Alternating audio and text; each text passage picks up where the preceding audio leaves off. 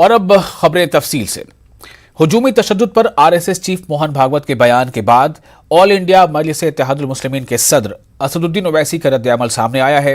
उन्होंने इस हवाले से ट्वीट करते हुए लिखा है कि उन मुजरिमों को गाय और भैंस के माबैन फर्क नहीं मालूम होगा, लेकिन कत्ल करने के लिए जुनैद, अखलाक, पहलू, रकबर, अलीमुद्दीन के नाम ही काफी थे। ये नफरत हिंदुत्व की देन है। इन मुजरिमों को हिंदुत्ववादी सरकार की पुष्टपनाही हासिल है। वहीं असदुद्दीन ओवैसी ने लिखा है कि मरकजी वजीर के हाथ अलीमुद्दीन के कातिलों की गुलपोशी होती है और इखलाक के कातिल की लाश पर तिरंगा लगाया जाता है। आसिफ को मारने वालों की हिमायत में महापंचायत बुलाई जाती है। जबकि तीसरे ट्वीट में असदुद्दीन ओवैसी ने लिखा है कि तशद्दुद और कत्ल करना गोडसे की हिंदुत्ववादी सोच का अटूट हिस्सा है। मुसलमानों की लिंचिंग भी इसी फिक्र और नजरिए का खासा है।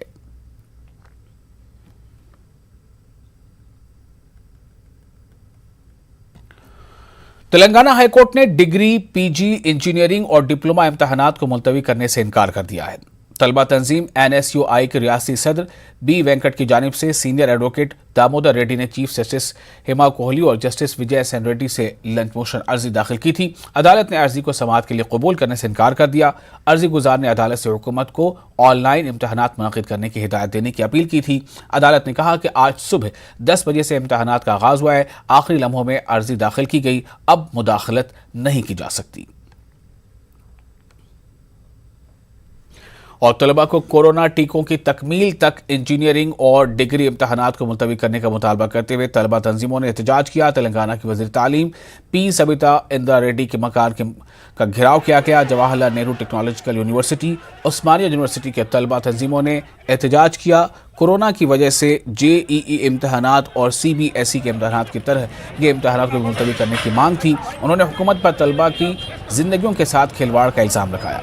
उन्होंने इम्तहानात मुनक़िद करने हुकूमत के कदम की माकूलियत पर भी सवाल उठाए और मुतालबा किया कि पहले तमाम तलबा को टीके दिए जाएं, इसके बाद ही इम्तहानात मुनक़िद किए जाएं। वज़ीर तालीम ने बाज़ तलबा तंजीमों से बात की और इनके मसाइल का हल निकालने की यकीन दहानी कराई।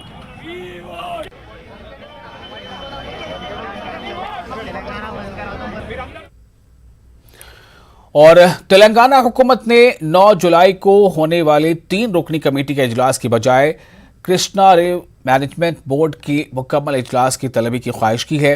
तेलंगाना हुकूमत ने बोर्ड पर जोर दिया है कि वो 20 जुलाई के बाद बाहमी सहूलत के साथ बोर्ड का इजलास मुनक़िद करे। हुकूमत ने कहा है कि तेलंगाना की तकनीकी टीम्स खरीफ के मौसम की वजह से मुख्तलिफ आपाशी प्रोजेक्ट्स के इंसराम के सिलसिले में मसरूफ है। बोर्ड के सदर नशीन को लिखे गए इस मकतूब में स्पेशल चीफ सेक्रेटरी महकमे आपाशी रजत कुमार ने 9 जुलाई के इजलास में सिर्फ आंध्र प्रदेश की जानिब से उठाए जाने वाले मसाइल पर ही तबादला ख्याल किए जाने के इम्कान पर एतराज़ किया।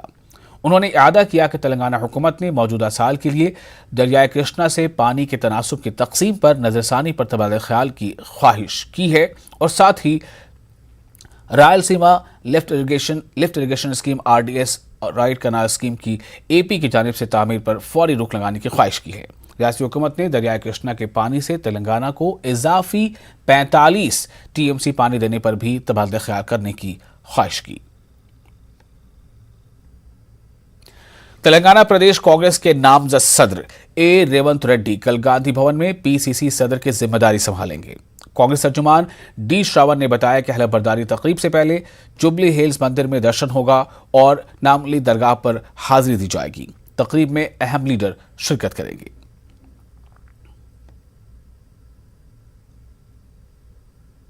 7వ తారీఖు నాడు నూతనంగా సోనియా గాంధీ గారి ఆశీస్సుల మేరకు ఆదేశాల మేరకు ఏర్పడినటువంటి గౌరవనీయులు పార్లమెంటు సభ్యులు రేవంత్ రెడ్డి గారు, అదేవిధంగా వర్కింగ్ కార్యనిర్వాహక అధ్యక్షులు, సీనియర్ వైస్ ప్రెసిడెంట్లు, తర్వాత ఎలక్షన్ మేనేజ్మెంట్ చైర్మన్ గా అపాయింట్ కాబట్టేటువంటి దామోదర్ నరసింహ గారు, క్యాంపెయిన్ కమిటీ చైర్మన్ గా అపాయింట్ కాబట్టేటువంటి మహేశ్వర్ రెడ్డి గారు, మధుయాష్కి గౌడ్ గారు, అదేవిధంగా ఏఐసిసి కార్యక్రమాల ఇన్ఛార్జ్ అయిన మహేష్ రెడ్డి గారు, ఇట్లా అందరూ కలిసి రేపు 7వ తారీఖు నాడు 12:30 గంటలకు గాంధీ భవన్లో ప్రమాణ స్వీకార మహోత్సవం ఉంది. ముందుగా 10 గంటలకు పెద్దమ్మ తల్లి జూబ్లీ హిల్స్ లో ఉన్నటువంటి ఒక పెద్దమ్మ తల్లి గుడిలో రేవంత్ రెడ్డి గారు అధ్యక్షుల వారు పూజలు చేసిన తర్వాత విజయనగర్ కాలనీలోకి ఎంటర్ అయి బజార్ ఘాట్ మీదుగా నాంపల్లి యూసఫ్ షరీఫ్ బాబా దర్గా దగ్గర పూజలు నిర్వహించి వారు నేరుగా గాంధీ భవన్కి వస్తారు. ఇతర రాష్ట్రాల నుండి కూడా వస్తూ ఉన్నారు, ఢిల్లీ నుండి కూడా వస్తూ ఉన్నారు. ముఖ్యంగా వాటిలో మల్లికార్జున్ ఖర్గే గారు, మాజీ పార్లమెంటరీ కాంగ్రెస్ పార్టీ పార్లమెంటరీ నాయకులు మల్లికార్జున్ ఖర్గే గారు, తర్వాత సిద్దిరామయ్య గారు, కర్ణాటక మాజీ ముఖ్యమంత్రి సిద్దిరామయ్య గారు, తర్వాత ప్రస్తుత కర్ణాటక పిసిసి అధ్యక్షులైనటువంటి డికే శివకుమార్ గారు కూడా వస్తూ ఉన్నారు. వారితో పాటు మణికెం ఠాగూర్ గారు, కాంగ్రెస్ పార్టీ తెలంగాణ ఇన్ఛార్జ్ అయినటువంటి మణికెం ఠాగూర్ గారు, సెక్రటరీలు అయినటువంటి బోసరాజు గారు, శ్రీనివాసన్ కృష్ణన్ గారు, ఇంకా చాలా మంది పెద్దలందరూ కూడా రాబోతా ఉన్నారు. और नेशनल लीगल सर्विसेज अथॉरिटी मुल्क भर में 10 जुलाई को नेशनल लोक अदालत मुनक्किद करेगी। सुप्रीम कोर्ट से लेकर तालुके की अदालत की सतह तक ये नेशनल लोक अदालतें मुनक्किद की जाएंगी ताकि तमाम तरह के दीवानी मामलात और काबिल जुर्माना मामलात का तस्फिया किया जा सके। इसके हिस्से के तौर पर Telangana state legal services authority भी 10 जुलाई को तमाम अदालतों में लोक अदालतों का एहतमाम करेगी ताकि तमाम नौयत की दीवानी और काबिल जुर्माना मामलात का तस्फिया किया जा सके। लोक अदालतें बगैर किसी फीस के खिदमत अंजाम दे रही हैं। ज़ेर इल्तवा मामलात में अगर कोर्ट फीस अदा की जाएगी तो लोक अदालत के जरिए इस मामले के तस्वीर के बाद यह कोर्ट फीस वापस कर दी जाएगी और लोक अदालत की जानिब से सुनाए गए फैसले पर कोई अपील नहीं की जा सकेगी। ये अदालतें शख्सी या फिर वर्चुअल तरीक़ेकार के मुताबिक मुनक़िद की जाएंगी। इन अदालतों से इस्तेफ़ादा करने के ख्वाहिशमंद मुतल्लक़ा ज़िले के chairman secretary of district legal services authority, न्याय सेवा सदन या फिर करीबी मंडल लीगल सर्विस कमेटी करीबी अदालत से रुजू हो सकते हैं।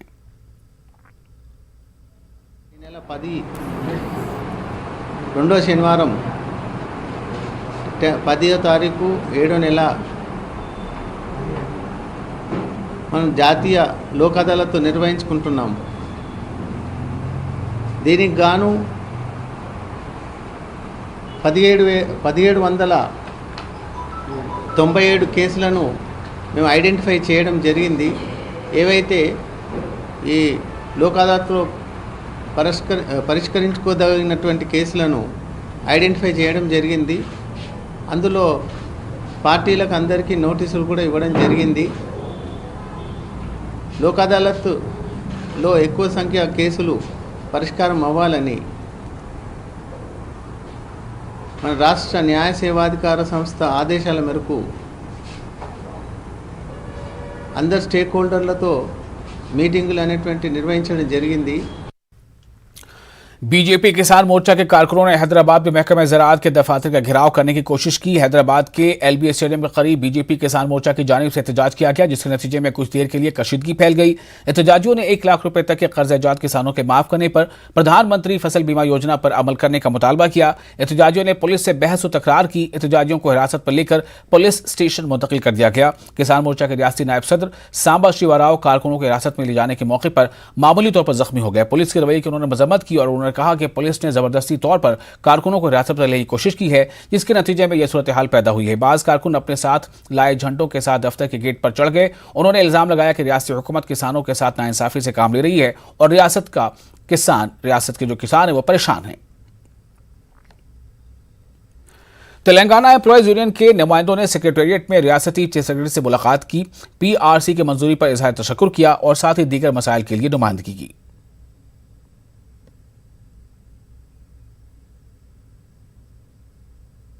రాష్ట్రంలో పనిచేస్తున్న అన్ని క్యాడర్లకు ఉద్యోగ ఉపాధ్యాయ కార్మిక గజెట్ అధికారులు పెన్షనర్లు అలాగే అవుట్సోర్సింగ్ కాంట్రాక్ట్ ఉద్యోగులకు దాదాపుగా ఈ రాష్ట్రంలో పనిచేస్తున్న 9,17,749 మందికి ఉద్యోగులు లబ్ధి జరిగే విధంగా మరి 30% ఫిట్మెంట్ ఇచ్చినందుకు ఇలా ప్రభుత్వానికి, తద్వారా ముఖ్యమంత్రి గారు చెప్పిన విధంగా ఇలా జీవోలు విడుదల చేసినందుకు రాష్ట్ర ప్రభుత్వ ప్రధాన కార్యదర్శి గారికి మరి ఇలా కృతజ్ఞతలు చెప్పడం జరిగింది.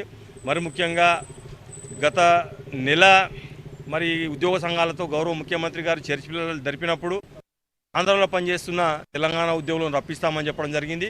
మరి ఇలా దాదాపుగా ఆంధ్రలో పనిచేస్తున్న 4వ తరగతి ఉద్యోగులు, క్లాస్ 3 ఉద్యోగులందరినీ మరి ఇలా స్వరాష్ట్రానికి రప్పించి జీవో విడుదల చేసి వాళ్ళకి సొంత శాఖల్లో ఇలా ఉద్యోగాలను కల్పించడం జరిగింది. మరి దానికి కూడా ముఖ్యమంత్రి గారికి ధన్యవాదాలు చెప్పడం జరిగింది. కాదు ఇతర విషయాలు, రిటైర్మెంట్ ఏజ్ పెంచడం, ఇటువంటివన్నీ కూడా మేజర్ ఇష్యూస్ అన్నీ కూడా సాల్వ్ అయ్యాయి. ఎంప్లాయీస్ హెల్త్ కార్డు ఏదైతే క్యాష్లెస్ ట్రీట్మెంట్ ఉందో దాని గురించి మన ఎంప్లాయీస్ కాంట్రిబ్యూషన్ని ప్రభుత్వము డిడక్ట్ చేస్తూ మరి దీనికి ఒక కార్పస్ ఫండ్ ఏర్పాటు చేసి ఏ హాస్పిటల్కి పోయినా కానీ ఉద్యోగి మరి క్యాష్లెస్గా ట్రీట్మెంట్ తీసుకునేటట్లుగా, ముఖ్యంగా కరోనా వచ్చిన తర్వాత చాలామంది ఉద్యోగులు మరి ఉద్యోగ నిర్వహణలో చాలా ఇబ్బందులు పడుతూ కూడా వారు మరి ప్రజల కోసం ఎన్నో సేవలు అందించారు.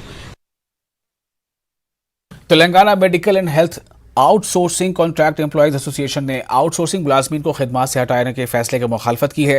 एसोसिएशन के जनरल सेक्रेटरी भिक्षापति ने हुकूमत से आउटसोर्सिंग मुलाजमीन को खिदमत पर बहाल करने की मांग की। उन्होंने कहा कि गुज़श्ता 15 सालों से लोग आवाम की खिदमत कर रहे हैं। अचानक मुलाजमत से हटाने से अफराद खानदान का गुजर बसर मुश्किल हो गया है। उन्होंने तमाम आउटसोर्सिंग मुलाजमीन को बहाल करने की हुकूमत से अपील की है।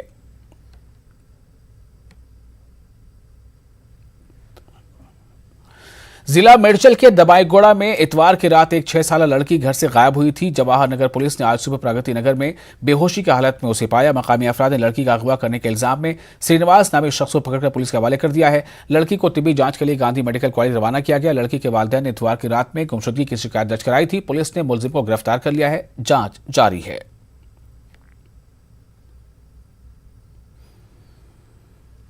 और एक और सनसनीखेज खबर, तेलंगाना के एक तालाब से 3 कमसिन लड़कियों की लाशें बरामद हुई। लाशें बरामद होने से इलाके में सनसनी पैदा हो गई। जिला निर्मल के तानोर मंडल संगन गांव में वाक़या पेश आया है। मकामी अफराद ने तालाब में 3 लड़कियों की लाशें देखकर पुलिस को इत्तला दी। लड़कियों की शनाख्त 16 साल सुनीता, 14 साल वैशाली और 14 साल अंजलि के तौर पर की गई है। वैशाली और अंजलि बहनें हैं। लड़कियां कल रात से घर नहीं पहुंची थी। आज उनकी लाशें तालाब में देखी गई। लड़कियों की मौत पर पुलिस ने मामला दर्ज कर लिया है। इब्तदाई जांच में मौत की वजह सेल्फी बताई जा रही है। कोरोना वबा के दौरान बाहमी इमदाद और निसार का जज्बा मुस्तहकम हुआ है। मुल्क इस वबा से मुत्तहिद होकर मुकाबला कर रहा है। टीकाकारी के ऐलान के बाद हम बेहतर ताउन करें जिससे हम कोरोना को मात देने की जानिब कदम बढ़ा सकें। नेटवर्क 18 इस मुहिम में हर कदम पर आपके साथ रहेगा। जब तक सभी महफूज नहीं तब तक कोई महफूज नहीं। इसी सोच की बुनियाद पर हमारी मुहिम संजीवनी का मकसद ये है, ये यकीनी बनाना है कि वैक्सीन पाना सभी हिंदुस्तानियों का हक है।